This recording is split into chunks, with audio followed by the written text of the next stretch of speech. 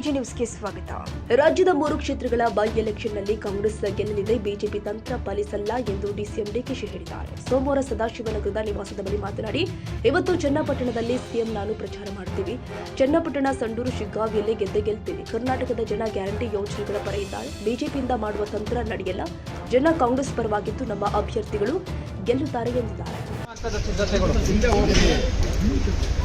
ನಾವೆಲ್ಲ ಕಡೆ ಚುನಾವಣಾ ಪ್ರಚಾರ ಮುಗಿಸಿ ಬಂದಿದ್ದೀನಿ. ಚನ್ನಪಟ್ಟಣಕ್ಕೆ ಹೊರಟಿದ್ದೀನಿ. ನಾನು ಮುಖ್ಯಮಂತ್ರಿಗಳು 3 ಸೀಟು ಕಾಂಗ್ರೆಸ್ ಪಕ್ಷ ಗೆಲ್ತದೆ.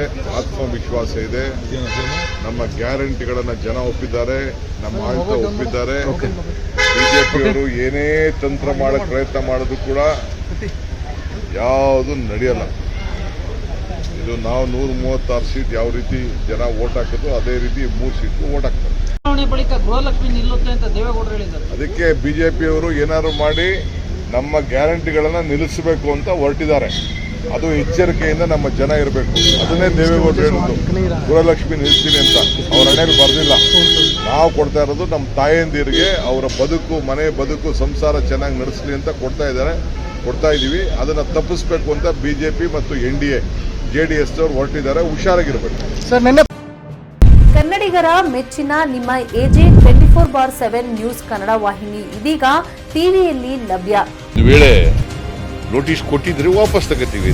ಇವತ್ತು ವಕ್ಫ್ ಪ್ರಾಪರ್ಟಿ ಅಂತೇಳಿ ಬರ್ತದೆ ಅಂತ ಹೇಳಿದ್ರೆ ರೈತರು ಬೀದಿಗೆ ಬಂದ್ರೆ ಏನ್ ಮಾಡ್ಬೇಕಾಗತ್ತೆ? ಯಾರು ವೋಟ್ ಹಾಕಿಲ್ಲ ಅಂದ್ರೆ ಗ್ಯಾರಂಟಿನೆಲ್ಲ ಸ್ಟಾಪ್ ಮಾಡ್ಬಿಡ್ತೀವಿ.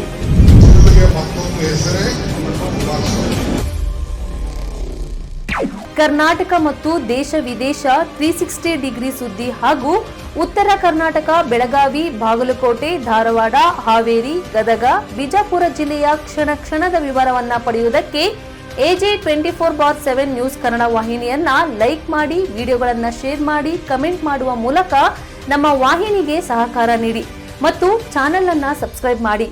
ಧನ್ಯವಾದಗಳು.